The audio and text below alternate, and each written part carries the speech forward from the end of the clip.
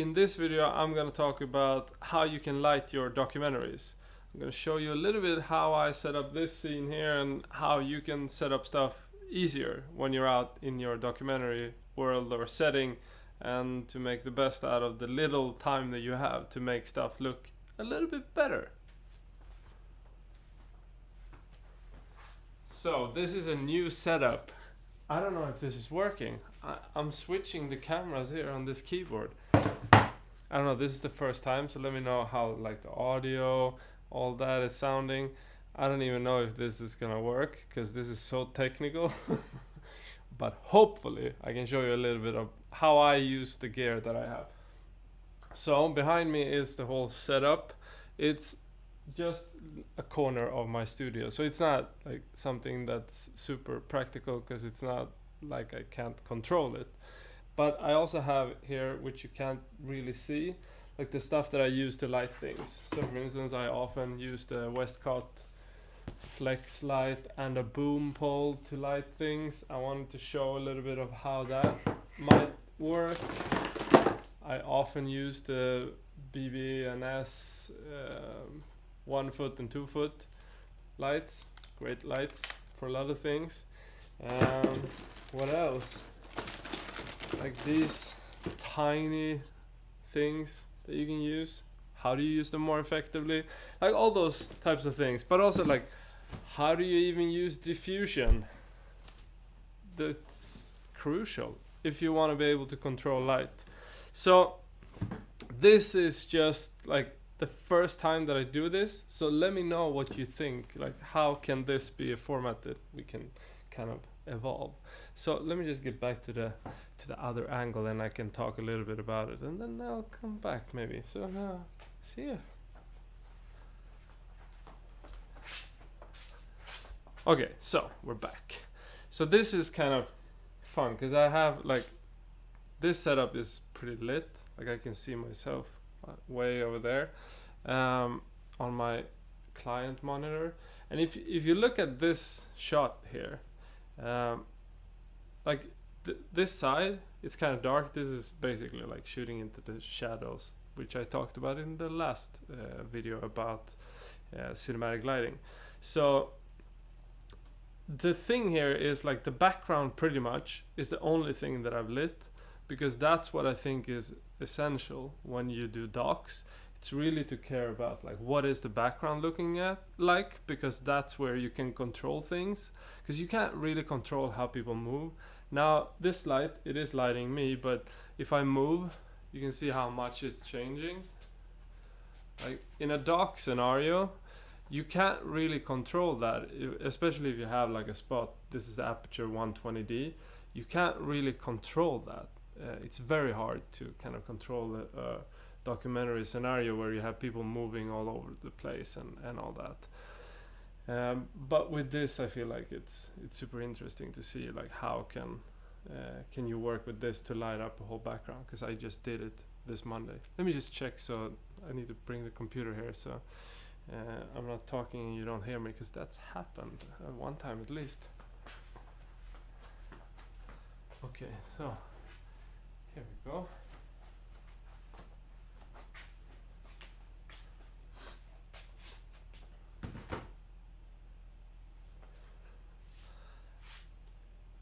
And other one.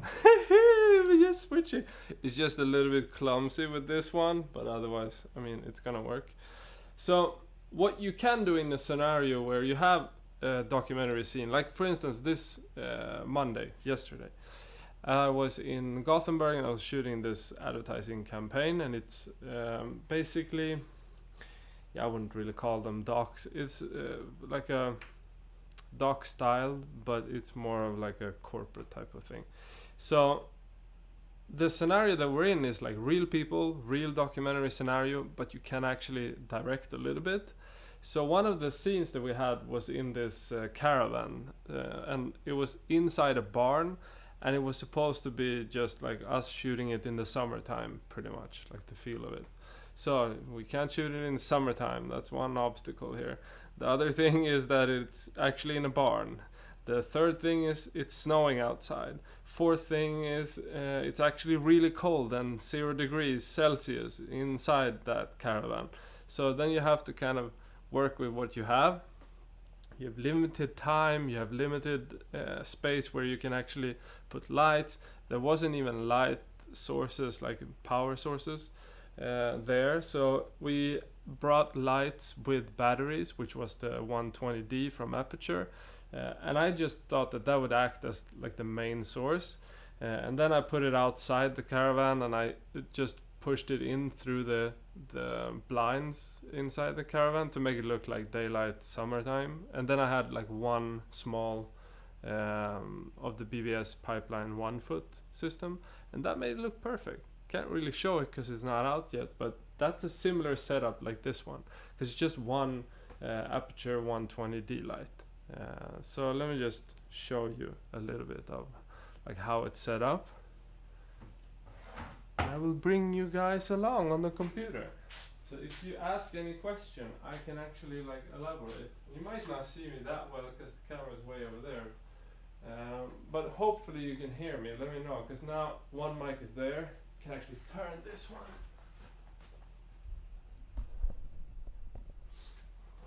Okay, so Aperture 120D, this one is actually not being used.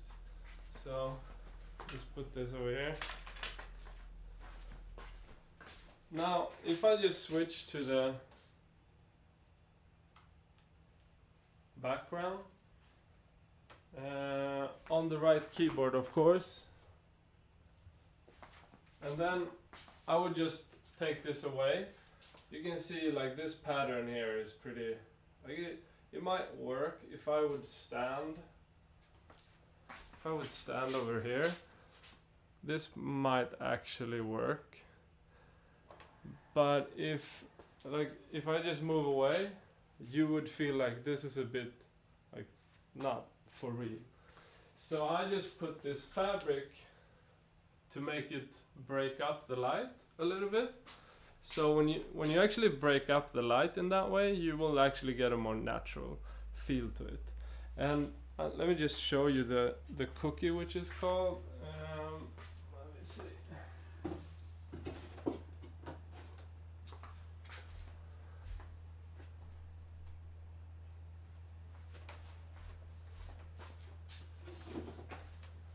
So this one. Okay, so this, I actually made this before we started, just to kind of show you how you can make like light modifiers in a simple way. This is just like a foam board type of thing. I just drew this, like you can see, some I didn't cut out. This is something that's just used to break up the light. So it's not gonna work that well on this one, but you can see how like it creates light effects. So you really want to use like light modifiers, because if you think about it, like usually the sun comes through a window or something, and something in the window is breaking it up. It's creating like a pattern. It's going to be a square or something. There might be like a curtain or some sort like this. It's also going to create like a diffusion effect. When you try to think about it in how you can use that in an existent environment, so every time you would come to a location, you would think about like how can you play around with those things, then it's gonna make it much easier to kind of light things. Because a thing like this, it might not be like super practical to be carrying around when you do docks, but you could make something like this out of like black fabric, for instance. So for instance, if you would have like black fabric, you would cut holes through it, and then you would like strap it onto something like this, which is just like frame for a reflector, like so. So you could actually strap it onto that. Like anything like that will work really, really well to break up light. But let me show you how this works if I just move it around a little bit.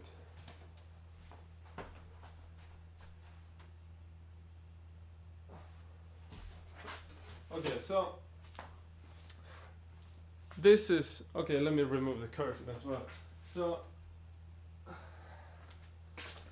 this is just like, okay, this is the main light.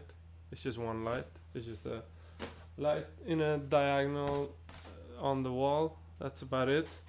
And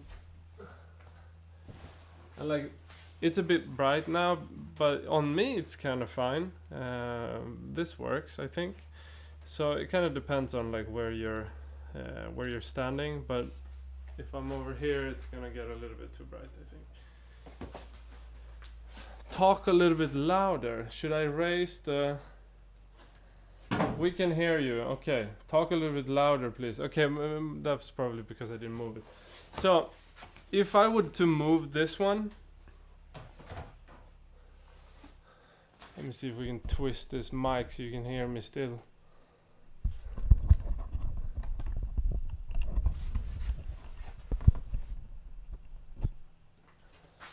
Now, okay. So, if you just think about this one for a sec, you put this on, and then you can get like this light effect. And however you move it, like if you were to put it in a little bit of like a shape like that, it's a little bit twisted, you get one type of shape.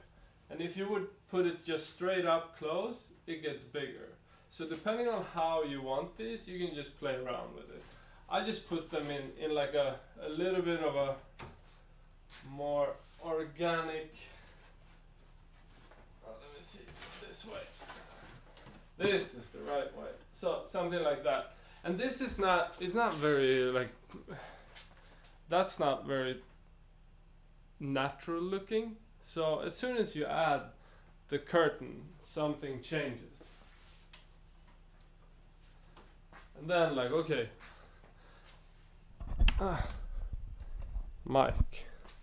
And now you actually have something that kind of works. Not as good as when I started, but you kind of get the point.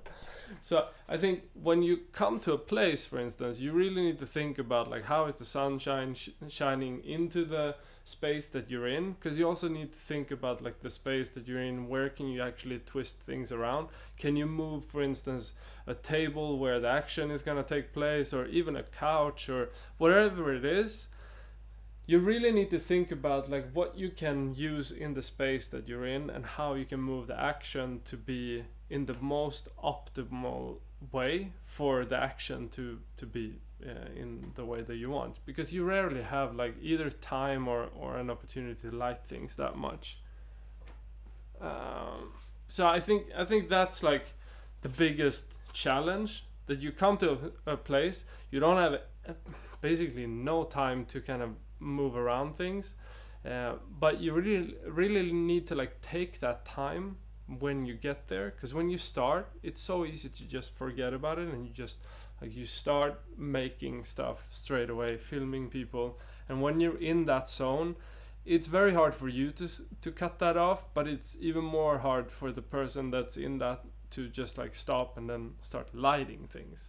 So the way that like I usually think about it is like, oh, okay, how do you when you come to a space, you just go around, you look at like the places where you want to shoot things, and then that's where the direction comes in. Like you need to think about like where do you want to shoot it.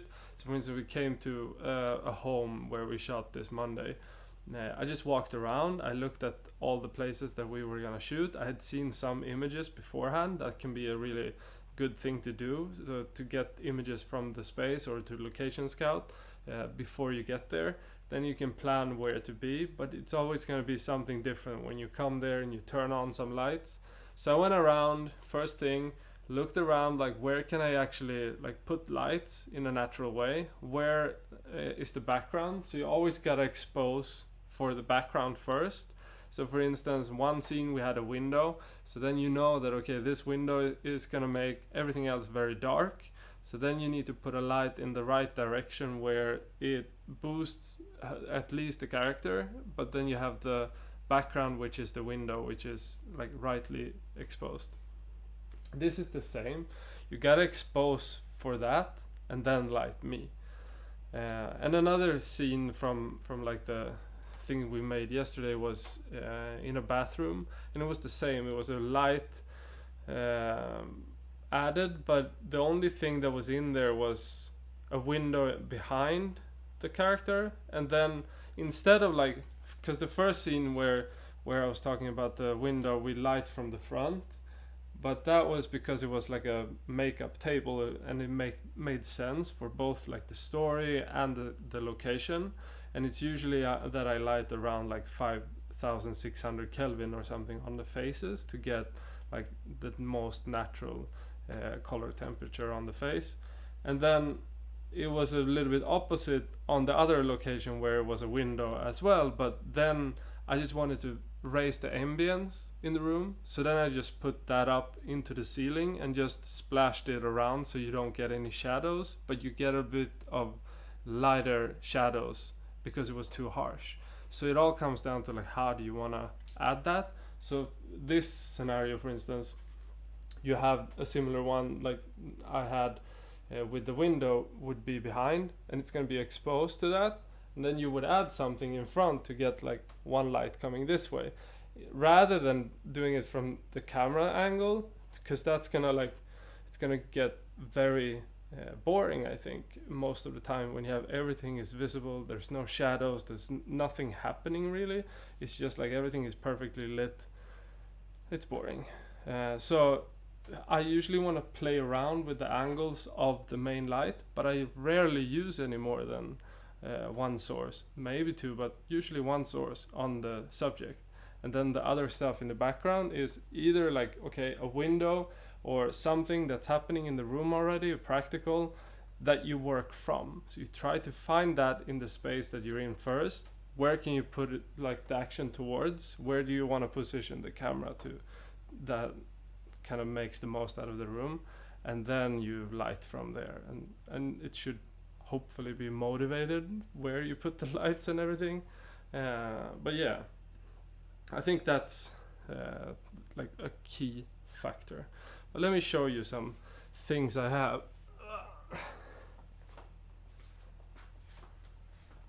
So usually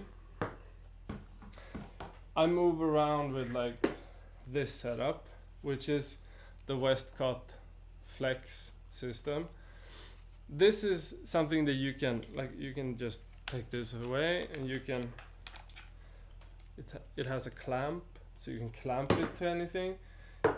So you can either do that, or you can put it on a tripod like so. Like any of those scenarios are fine, but the best thing that I've found is just how you can use it as a flyer. And a flyer is pretty much like a light on a boom pole. So you would just extend this, and this of course would probably be another person than yourself that is doing it. And then from that you maybe need an extension cord. I have it over here mounted to myself. So I'm just gonna show you before I break this apart and show you what it exists of. But this is something that we use a lot of the time, and especially if you're following somebody around and it's nighttime. So as long as you have some color from, for instance, the sky, you could actually shoot, and it's gonna be a damn good looking sky as well. So problem is that you have no light for your subjects. So having a flyer like this would really help. But for instance,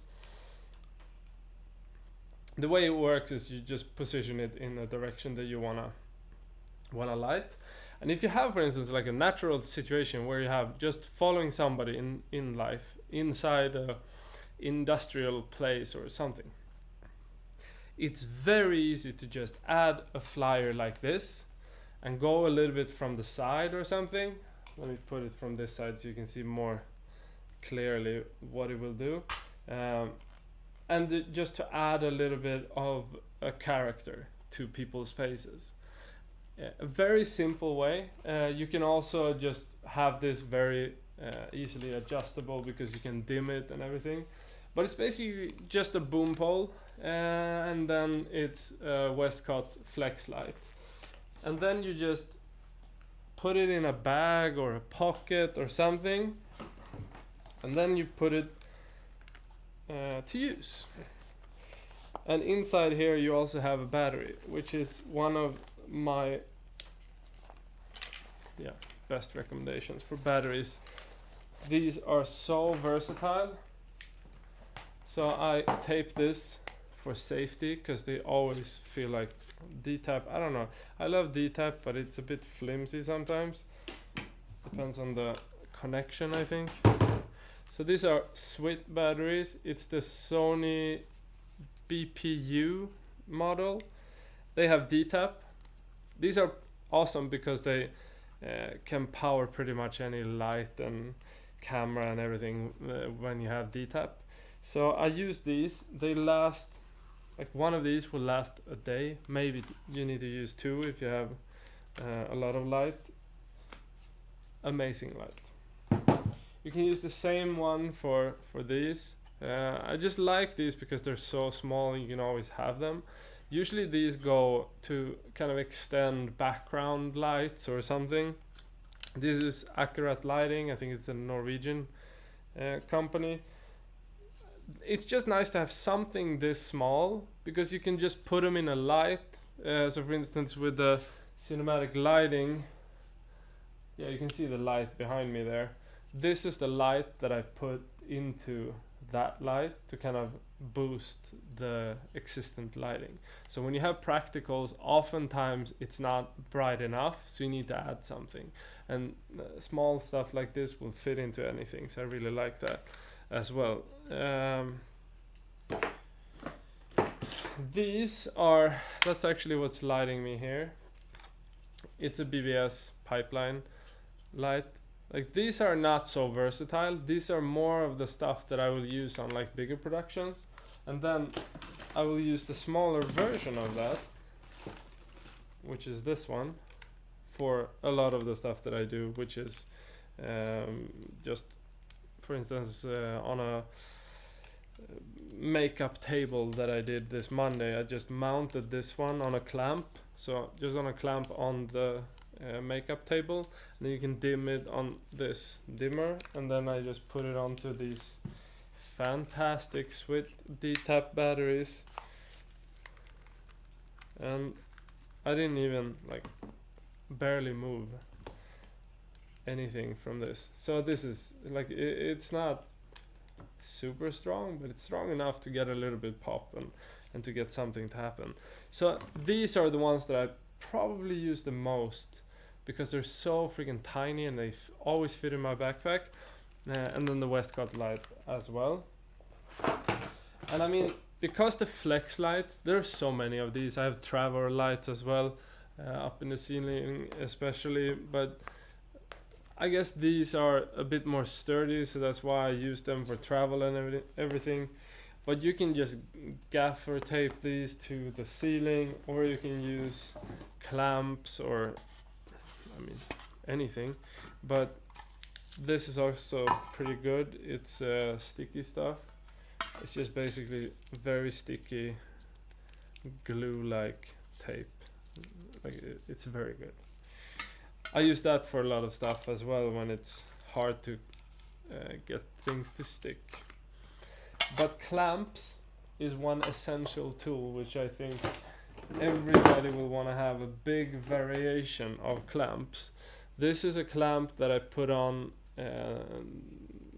like this thing here. I don't know what these are called, the size and everything, but this is like the standard size for a lot of things.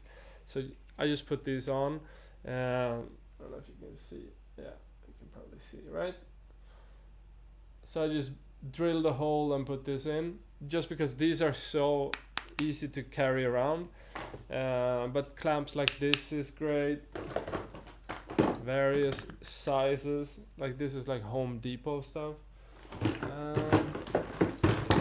These are pretty much the standard lighting clamps for filters and gels and stuff. And this is also just like Home Depot stuff.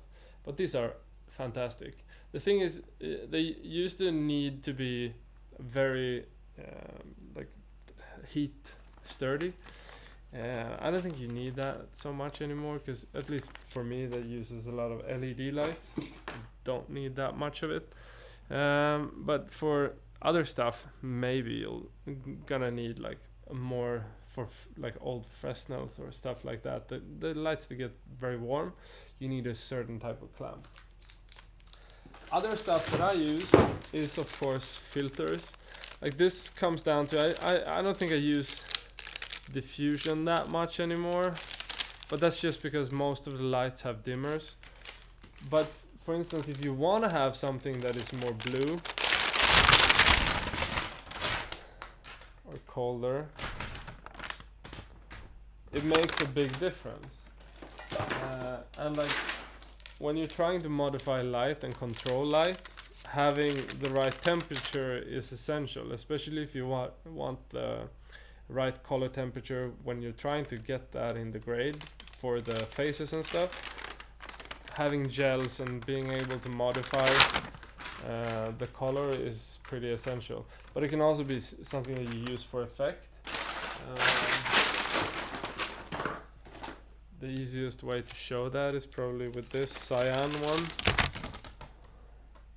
It doesn't show that much, but it's something that you can definitely play around with to create a nice cinematic look as well. I mean, in the evening and nighttime, it can look amazing when you use colored lights. So we did a commercial in Turkey before Christmas, or I guess it was even before that, in October or something. But we had a scene where like we had a pretty standard looking cafe where like this action was taking place, and it like very standard. It was nothing interesting at all. It was just like ceiling lights, very stale, boring, 5600 Kelvin type. So just imagine trying to create like a cozy scene in that environment. Instead of doing that, we just like put outside of the window 2 Westcott flex lights with warm filters on them, and then inside I just put a spot with a cyan filter, so this one on this light over here, which is a Boltzen, I don't know, it's from KMTV. I don't know how strong it is. It's not that strong, but those 3 lights was added to the existing lighting that was there, and that just made for like a fantastic scene. It looks amazing. I'll show you eventually, but I don't think the campaign is coming out until the fall or something. So anything like that can add so much flair to your videos. So if you just work with like the existing light and then add those sources, it can pop any situation. But I wouldn't go lighting with like color gels or something for everything. It's just something that you want to use for certain places if you want to stay true to like nature or natural light. But in the evening you get the right look to actually play with that. So I think that's pretty fantastic. I just love lighting, so for me it's fun, but I don't know, everybody might not love lighting, but you learn to love it if you do it a lot. So another thing is to like block light. So if you look at this, for instance, the silver side and the black side, you can see how this bounces back light in my face. So a good way to kind of control light as well is to work with the shadows, to kind of work with the contrast ratio. So if you want less contrast by just using like natural lighting, so let's say this is not lit, imagine by adding a negative fill, which this would be called a black blocker of some sort. It could be fabric, it could be like this, or it could be anything that is like just black on the other side. When you add that, that actually absorbs a lot of the light and doesn't bounce it back, so you can block out light, and then that will make for a more cinematic look as well. So you don't have to have like all the light doesn't have to be like your lights.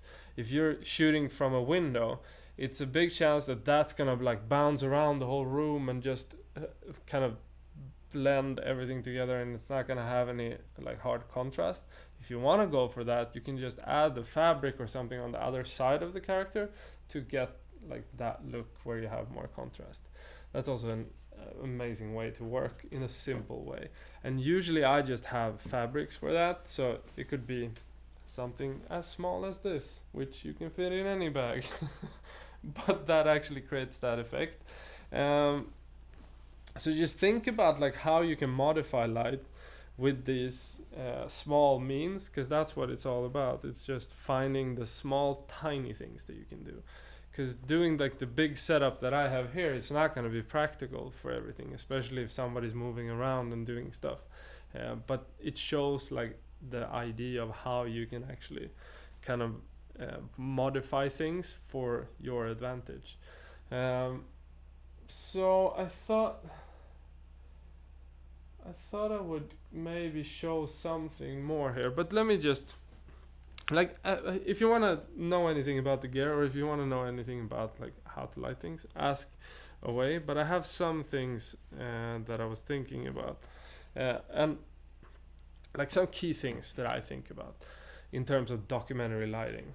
So let's go to the other angle. We'll do it there. See ya.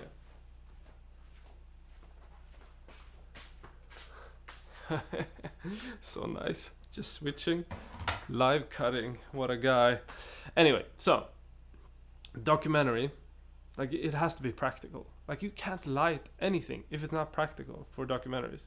It's so freaking hard to get the time to do anything. So if it's not practical and easy to use, it's gonna fall. So it has to be light, it has to be simple to use, it has to be not that powerful that it breaks the circuits. There's like a ton of things to think about. And for me, that's like, okay, clamp type of lights that's light enough that you don't need like big tripods or whatever it is. That's a big advantage. An important thing is to think about where you put the camera, because that's essential. So if you want to have the nice lighting, you need to be able to understand like what's the right background and what's the right place to put the camera, and then like work with the subjects, because that's half of the work when you do docs, is actually putting yourself in the right position to look at the scene. So when you try to like play around with light, do that to also understand how you put the camera in the right place in a situation, because like pointing it towards a window or not against a window is very different. But I usually like when it comes from like this, a little bit from the side and not like straight ahead. So like if I would shoot towards a window, I would not want to have the person be lit. So that's a window over there. I would not want to have the person to be lit from the window. If there's not a lot of light being taken away on the back of the person. But let's say like that's a window and it comes in. If you shoot towards the window, then it's gonna create like a silhouette type of feeling, so maybe you need to add something. But just think about like how to play around with it. But usually I think a little bit from the side usually works the best for me, and it's always that I look towards the simplest way of doing it, because I don't have the time to light things. I just need to have it like up, good, go. That's how you should probably think about it. And often like you lack all the rigging time. So the good practice that I've set out to be using most of the time is just to do it first when you get to a place before you start shooting, because then people aren't thinking that much. And it's also an aspect that a lot of people, they kind of shy away from trying to light things. They feel it's intrusive and it kind of affects the situations. That's not the case. It's the signals that you send out, the aura that like you as a person and filmmaker send out, that sends the confidence or the lack of. So if you feel worried that like bringing a big camera to a set or bringing lights to a set, like that's gonna affect the people there, if you feel that, it's gonna happen. But if you don't think about it like that, if you just go and you do stuff and you're totally confident with that, people won't reflect for a second. Like it's so natural to them. They just follow your lead as a filmmaker because they're not so used to that. And if they're used to it, then it's nothing. Then they're definitely not gonna worry about that. So don't feel like bringing lights into documentary scenario is a bad thing. It's definitely not. It's more you that needs to evolve. But you don't have like the opportunity to light everything, so you depend on existent lighting. So for me, I usually want to shoot in the right time of day. I want to shoot in the right space at the right time of day. Certain things you just want to have at night.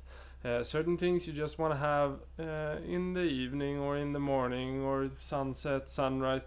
You need to pick the right time and to both shoot things, but also where to position the camera. So think about that, and also like how do you use the existent light as the base and then work from that to add things. I usually work with like the practical lights in a place to add some 3D depth, but then I usually try to depend on my own stuff to light the character.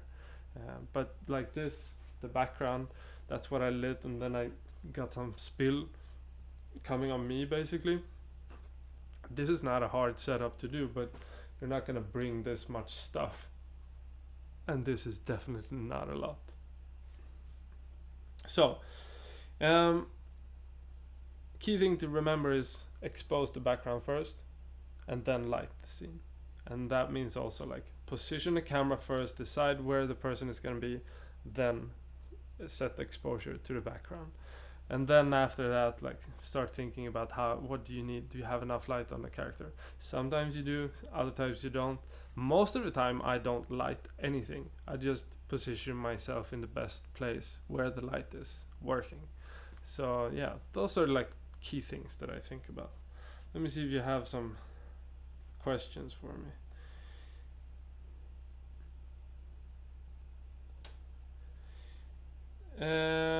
Is this the 300D or the 120D? 120. I would say like the 300D is probably the perfect light to have in terms of the strength, because it can actually mimic pretty much a sun. This light though works on one battery. It works a little bit more easy for a doc shoot. So it depends on like how your setup is. A 300D is perfect if you have power. A 120 would be better if you have battery, I think, because it's just also like, do you fly? How do you get the batteries there? There's a lot of those things to take into consideration. I love this one, but I really want the 300D because that would be like the main source, I think, for a lot of things. But even this one, it's tiny, but the 300 becomes pretty big if you want to pack it down and stuff. It becomes an extra bag. This one can actually fit in my backpack, so it's kind of nice. Any suggestion for lighting subject with glasses and a cap? I find it hard to light without nasty glares in glasses and shadows on the forehead. Yeah, this is actually something that I thought about, and I actually think I have blocked something out here. So let me show you. Yeah. Vesa peltorna. So before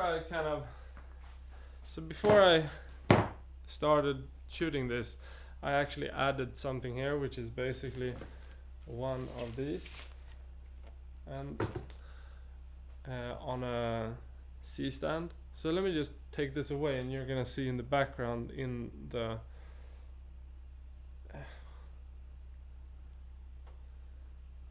pictures, frames, that there's a trouble there.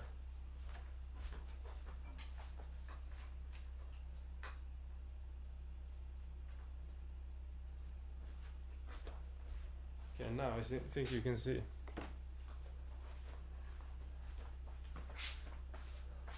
So you see right there. You see the light, it's reflecting. So the way that you usually need to work is find either the right angle. So for instance, you have a little bit of there. you have a little bit of the light as well. You could move that light back, but what I did for the other one, because I didn't feel like that was something that you would think that much about, but I thought that this is like a giveaway. Not that big of a deal, but it is a little bit of a deal. So you would block it just like you would block like negative fill wise. Let me get a thing.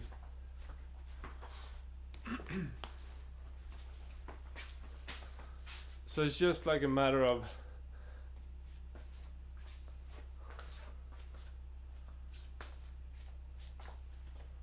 where are you? Where are you?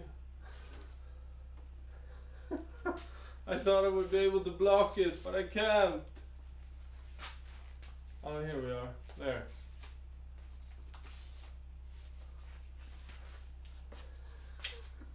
It's okay.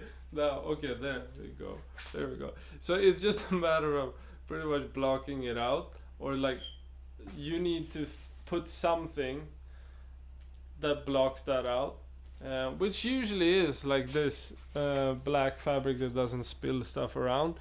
That's what I have up there. Now I twisted it around, and it was like put on the diagonal type of way, just to remove that. But when you shoot with glasses, it's more about like the angle that you're shooting. Like usually you don't want to have any lights when you have glasses and stuff, if you can't light in a way that it works. Especially like sunglasses, for instance, can be a bit of pain in the ass, especially if you have an interview and you're sitting straight across and you see yourself in the glasses and you have a close-up so you actually see yourself. That's kind of annoying. But it's all about like the perspective that you're sitting, and maybe you need to like move the person's eye angle a little bit. So maybe you would be, let's say, oh, I have some glasses. So, like so. So you would probably have to like angle the person. It's mostly about like putting the person towards the where it's not being visible. So okay, into the camera would be fine in this case. So maybe you would need to like position the person that's interviewing over there towards me. Because if you would put yourself towards the lights, then you would have more trouble. That's a thing that you can do. It's not like a very practical thing to have sunglasses in interviews and light, but it's something that happens.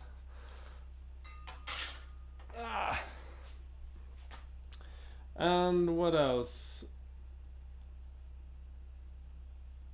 I want to use the original Blackmagic Pocket Cinema camera for tutorials, and I was wondering how would I expose for Caucasian skin tones just using the zebras and X-Rite color checker. What's good zebras?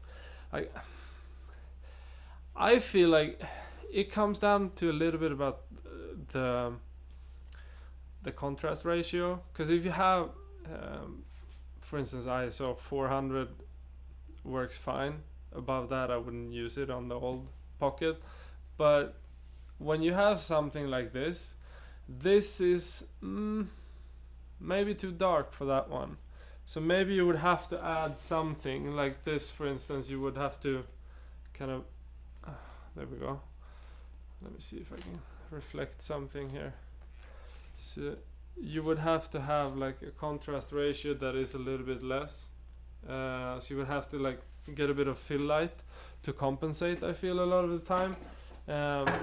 Because this exposure should be around like, I guess 70-ish or something, IRE, something like that, 60, 70.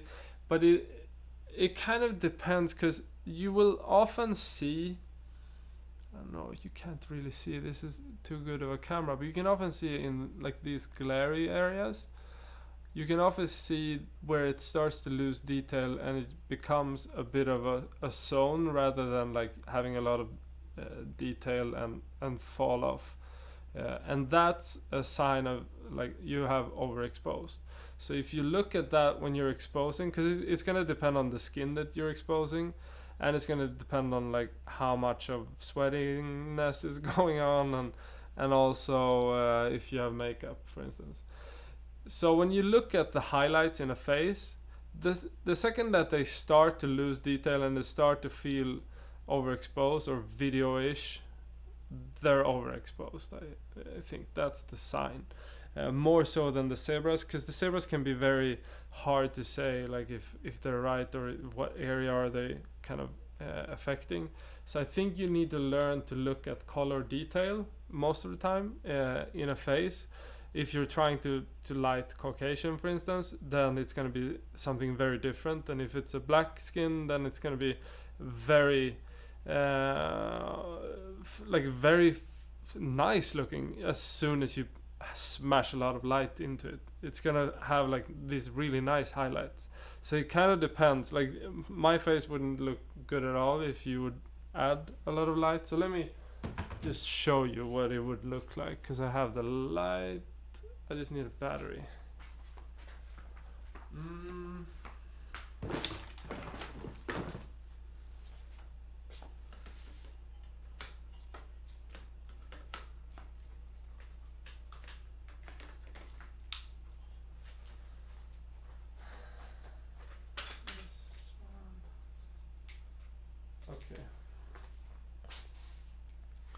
Okay, so let's see if I can show.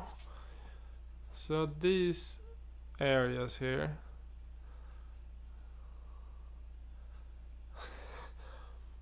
okay, you can see. I actually need to be pretty close to see because it's too much light. So sorry for being so close. So anyway, this over here, this is what I'm talking about. This is not a good thing to have. Like this loses all details, and over here as well. So the highest I would go, now this has LUTs and everything. Let me see. Would probably be somewhere around here in terms of highlights. And let me just show you what it looks like without the LUT. So this you could overexpose now because the LUT is showing you kind of how it's going to be exposed. But this is probably with like a log profile is where I would want to be on a camera like this. But as soon as you go up, like it starts to lose detail. And sure, you can get some of it back, but there's always a risk involved. So I would try to like stay away from that if you can. Okay, now I need to refocus. Focus. Okay, there we go. Yeah, so that's just the way I would think about it. But it's not that difficult to kind of light for Caucasian skin in terms of like just keeping it not too bright, and you'd be fine, because the rest, like the contrast ratio, is rarely gonna be this high. So like the contrast ratio, maybe you would want it to be somewhere around, like, let me put it on the right side so you get an idea of what I'm talking about.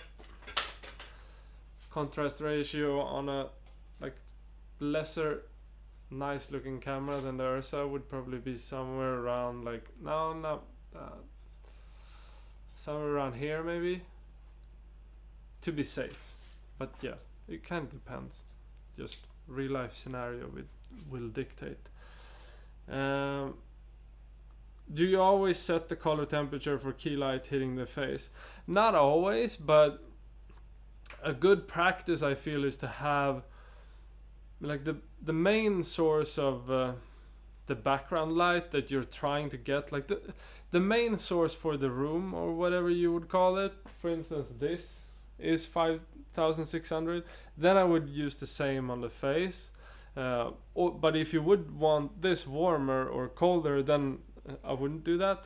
Then I would just use this for 5600, for instance, and then something else. But I usually keep like phases around 5600, and then I play around with the rest, because it's so impractical to light for 3200 or anything else for the face in situations where you depend on natural lighting. It would be something else if you don't depend on like natural light, because you can control everything. But most of the time you can't control anything, and you're depending on the 5600 anyways, because that's daylight.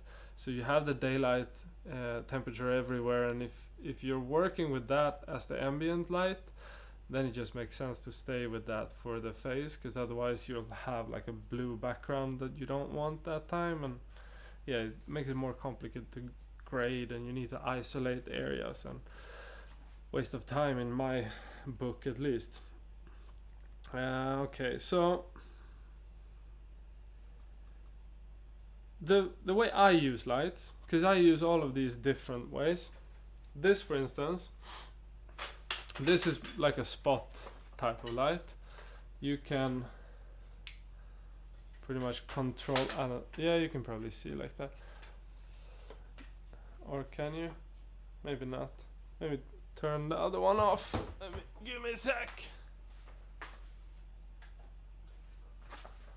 Okay, so this is a spot. I'm guessing you understand what that is. And if you like pull this out, you'll get a more spread type of light. And depending on the situation that you're shooting for instance, the flex lights are very wide and like they spread the light everywhere. They don't have a focused beam. And the BBS system is a little bit in between. They are pretty focused, but they have like a beam that's a little bit like that. I don't know. It's more of a beam. And depending on the type of light that you're using, you're going to be able to use it in various scenarios. But for instance, if you're lighting something like this, it's better with a spot type of light that has like a big throw and that is strong towards one place, because you want these that are like in the background, those, the kind of strong light that is coming on the wall. You want that to have a push and to have a kick. If you don't have a strong light, you're not going to get that, especially when you put like diffusion through it and all that. So the sun, for instance, very strong type of spotlight, especially if it's low and like it's coming through a window and it's very strong. So that type of light is one thing. So when you're trying to light something, you need to decide which one are you going to use and which style fits what. So usually if I'm in a car, for instance, the BBS pipeline system, let me go to the lights instead. So I just gotta get the computer as well. Keep track of you guys. So this one. If you're in a car, you can actually just get these on a window or in the front, wherever. You can tape them, you can do whatever you like.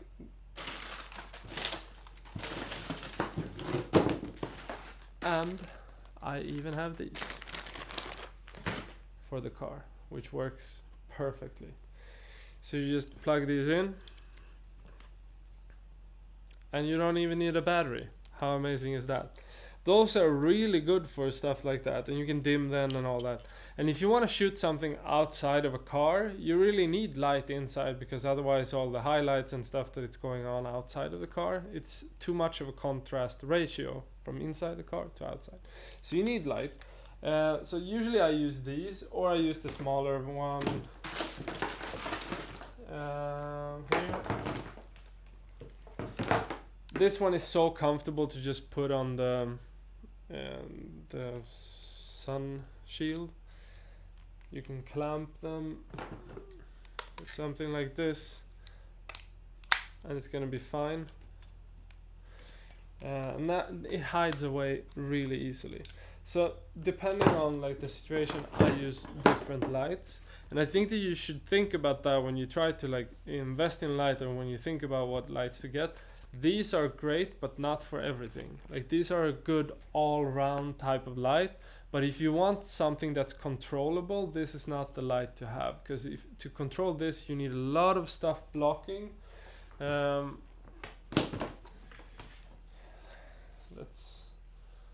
Let's not. I actually have a light over here that I can show you. So this is like a very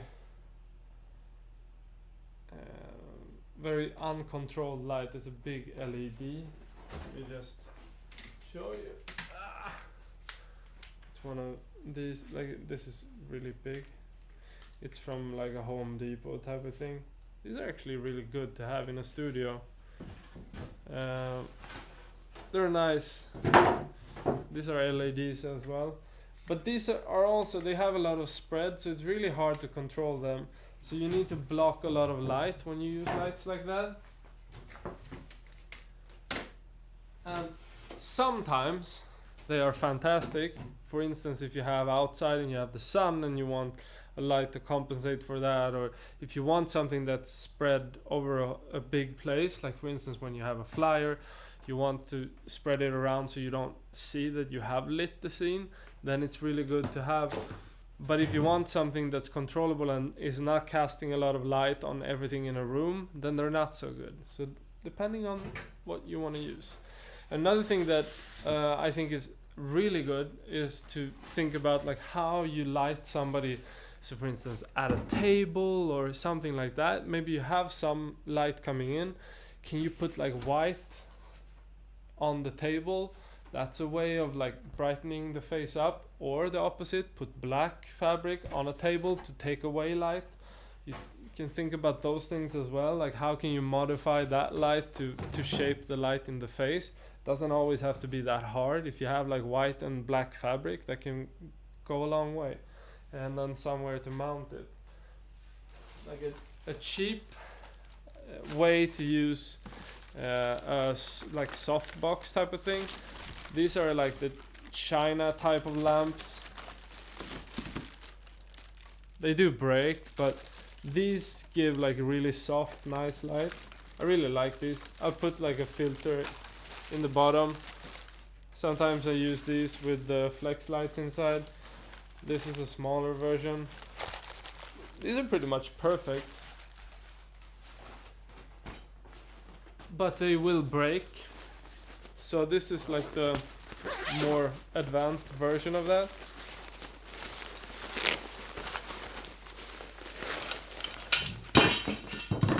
Whoa!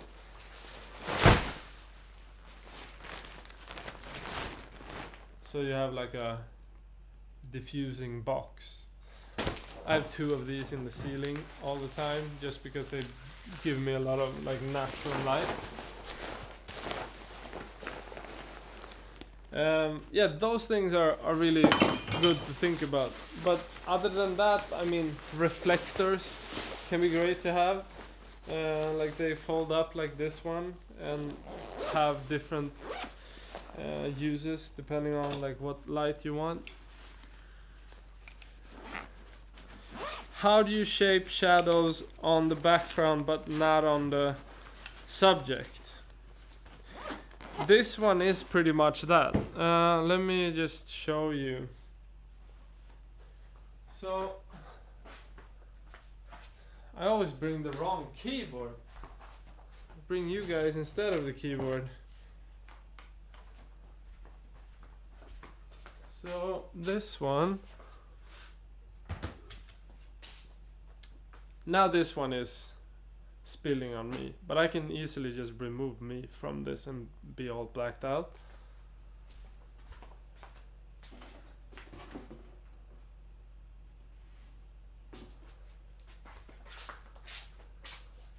So that's like the ambience light that's coming from having a lot of light in this room. So I guess I can show you from the wide. What I did was just to move the foam board. So if I would move it, it would just like swing this a little bit. This is just like a natural way of working with.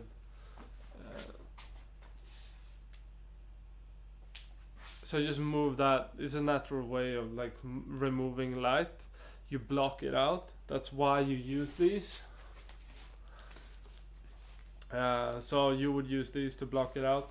Now because I used that one, I also removed like everything on me. So let me just move that back.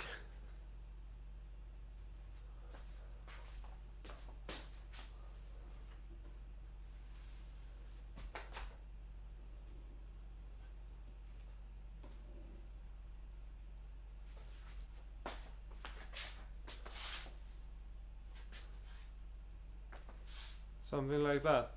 Yeah, so it's not that hard. It basically, like, the concept becomes like, how do you isolate the light? So you have one light source, you put in the back instead.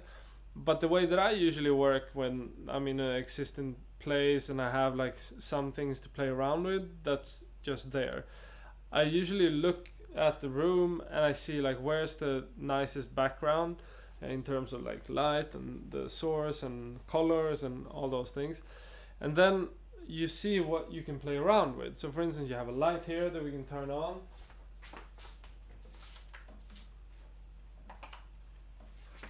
Now it's probably gonna take some time to boost up, but okay, we have that light. So let me just add another light to boost that light, and I can turn that light off maybe, or just block out everything but me.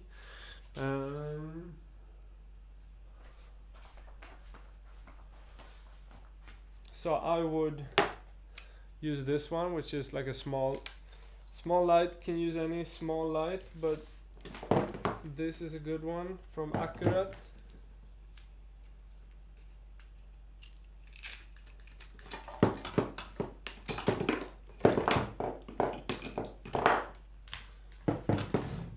Okay, so I'm just gonna take a battery and I'm gonna take this light, and this light is good because it has both tungsten and daylight. So because that light is yellow, I will use tungsten. So now I'll just put that in there, and this one has a dimmer, so I will just boost it up, and I can actually remove this because I don't need this, and I can make it a little bit brighter as well.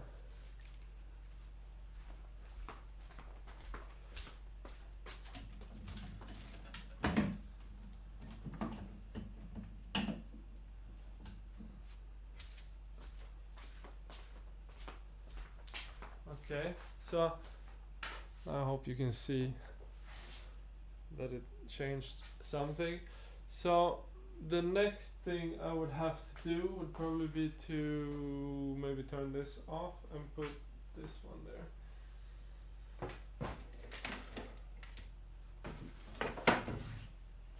So to just block the light a bit. And I don't have any clamp.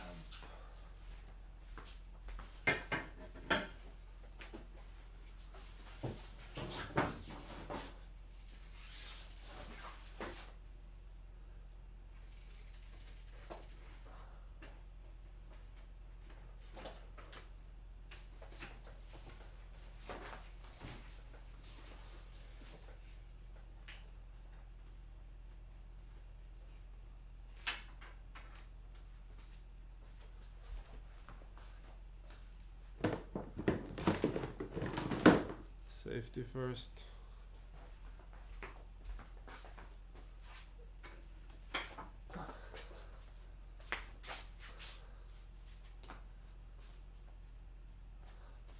Okay, so now we changed the whole setting. Let me just remove this thing.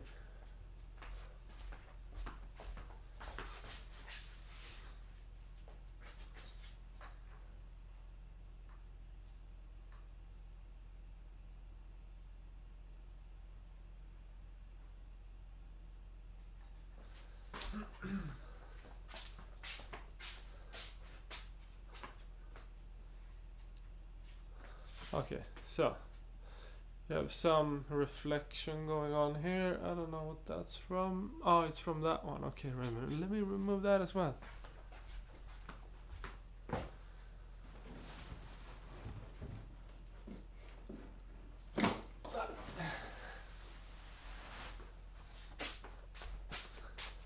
Okay, so that's how it would look. So basically you would have like, okay, now everything is focused around that one. It's a totally different light setup. The aperture light is only coming on me, actually blinding me.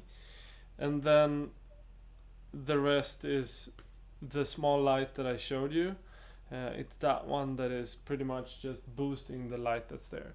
So the reason why you want to have a second light that you can boost it with is because you want it to get up to the same level as me, because it's all about the contrast ratio between us. So you want to control that and get everything up a bit.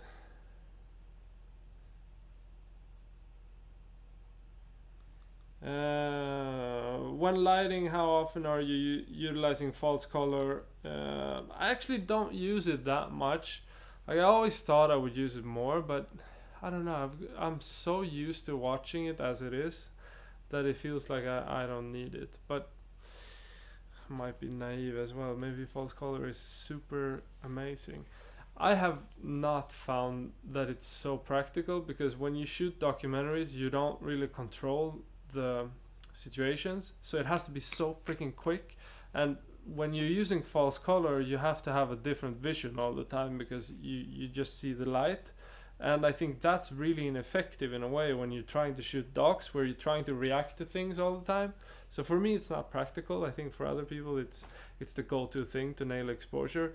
I don't like expose wrong, so for me it works, but it's gonna depend on what you're used to, I think.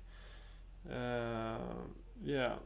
Do you have black pro mist on the cam? Sometimes I do. I haven't used it in a while, but I can actually show what it would look like, I guess, for anybody that doesn't know.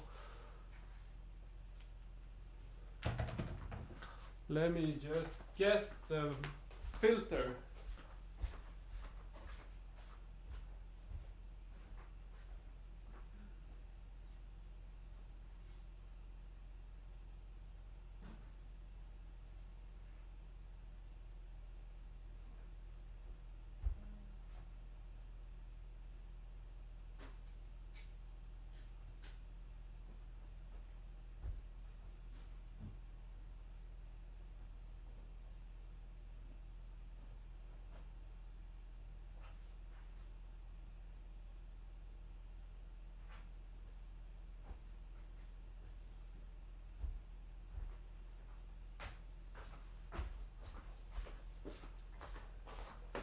Okay, so in case you don't know what black pro mist is, it's kind of a softening thing. This is 1/4 or 1/4. Let me see if you can see what happens. So pay attention to the light in the background, and I'll put this over the lens over there.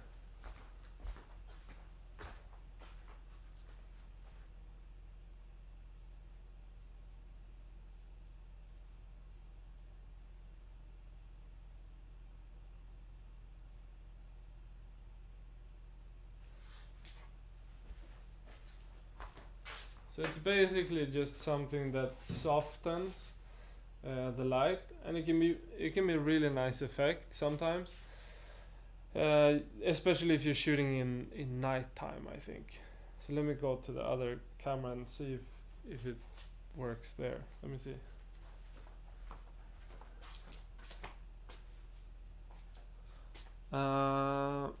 Let's see, what do we get?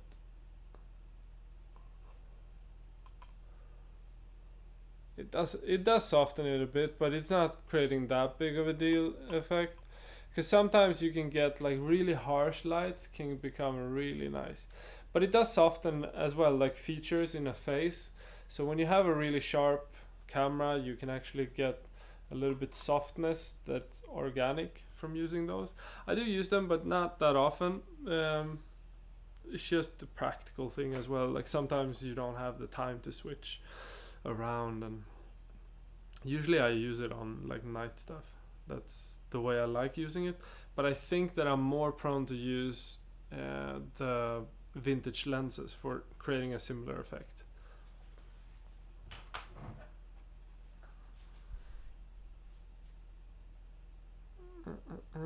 Okay, so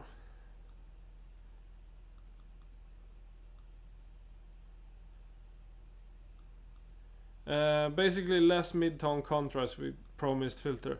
A little bit, but it's also you can't really see it here, but it's also like with lights, so you will get a bit of like a glow to lights. So if you're having a night scene, you would get like a bit of a glow to the street lights and that sort of thing, which can look really nice. Certain vintage lenses does the same. So you can play around with it as an effect type of filter. But for daylight stuff, it's more about the mid-tone detail and contrast and softening features in general. This one isn't so strong, like 1/4 is not that big of a deal, but you can go to much more of an effect as well.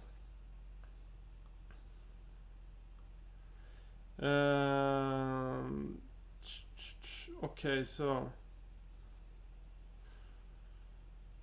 let me see. Last question. Alex Smith, thoughts on the Cam E2? Also, what is great on-camera light suited for documentary filmmaking? Okay, so camera-wise, I'm not sure. I haven't looked into the camera enough, but in terms of like on-camera lights, I don't like it. The only thing that I would think is nice, let me show you.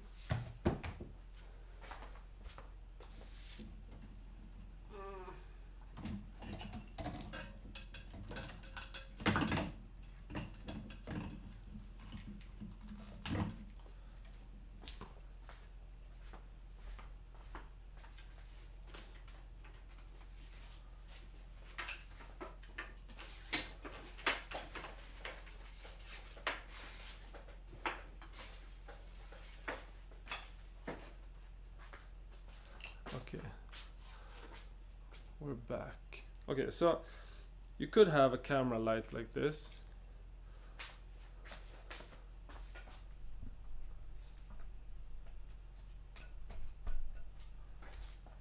Again, this is the accurate light. Okay, so I'll just put it at the minimum, and then I'll just hope that I can clamp clamp it here somehow.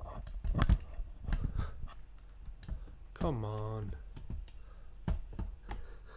Yeah, that whoa, almost didn't work. Okay, so now you can see that you get a little bit of glow in my eyes.